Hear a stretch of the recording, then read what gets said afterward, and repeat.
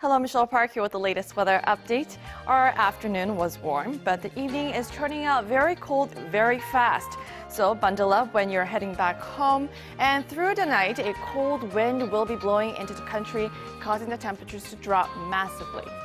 Now, this will bring us a frosty morning tomorrow, with Seoul dropping down to 1 degree Celsius, while Daegu and Busan are a little warmer at 3 and 6 degrees. It'll be another sunny day tomorrow, with Seoul will see the highs of 7 degrees, while Gwangju and Busan makes it into the double digits at 12 and 13 degrees. And clear skies will remain through Thursday, which is the college entrance exam day, or Suneung in Korean. And however, the temperatures will drop down to -2 degrees, so dress extra warm.